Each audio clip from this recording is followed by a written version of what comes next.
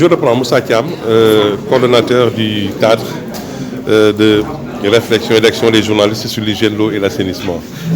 Voilà, je disais tantôt donc pourquoi la création de ce cadre. On a jugé avec les phénomènes quand même du changement climatique, une politique d'adaptation quand même des politiques publiques par rapport aux populations. Mais nous avons trouvé que l'information entre les pouvoirs publics sur la gestion donc, de ces thématiques ne sont pas très bien comprises par certains de nos collègues.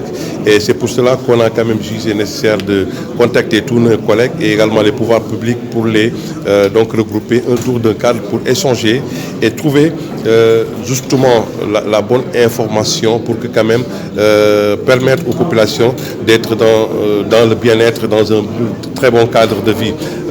C'est vrai que c'est un processus qui a été enclenché juste après les inondations et c'est ce que nous trouvons. Pour moi, ce n'est pas normal qu'on parle des questions de hausse qu'en période hivernale. Ce sont des questions qu'on doit traiter tous les jours parce que ça revient au quotidien donc, des Sénégalais. Et c'est des problématiques qu'on voit, la gestion des eaux usées, la gestion également des eaux pluviales. Il y a également le problème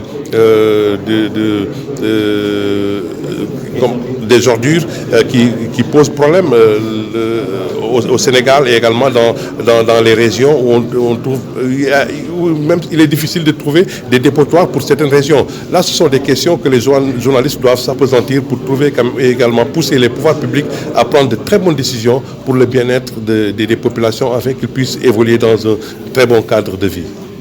Votre association, je veux dire, quelle touche nouvelle pouvez-vous apporter notamment dans la programmation des émissions et autres, dans les organes de presse?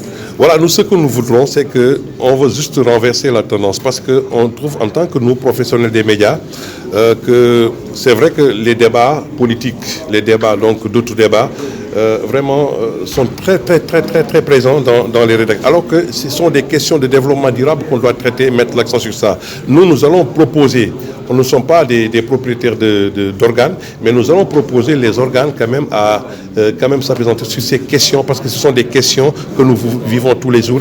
Et alors il faut forcément, ou bien je ne dirais pas forcément, mais qu'on trouve qu'un créneau dans les organes qu'on puisse aménager un moment pour permettre quand même aux professionnels qui seront formés sur ces questions de pouvoir traiter ces questions directement et également pour justement partager la bonne information.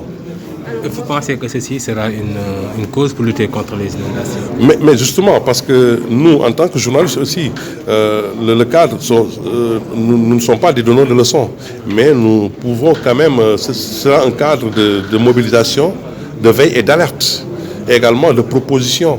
Mais là aussi, si on voit que ça ne marche pas, on fera notre travail de journaliste. Ça c'est clair et on continuera de le faire. Mais là aussi, il faut quand même que les journalistes soient très bien formés sur ces questions parce que on ne peut pas parler d'assainissement si un journaliste ne maîtrise pas c'est quoi l'assainissement autonome. Tu vois, on ne peut pas traiter des questions d'inondation si un journaliste ne maîtrise pas également un bassin versant, c'est quoi également un canal d'évacuation d'eau pluviale ou d'eau usée. Parce que des fois, c'est l'amalgame partout entre donc, ces questions et il faut que si on peut trouver une solution durable à ça, il faut quand même qu'il y ait une très bonne maîtrise quand même lexicale de ces thématiques par les journalistes. Alors,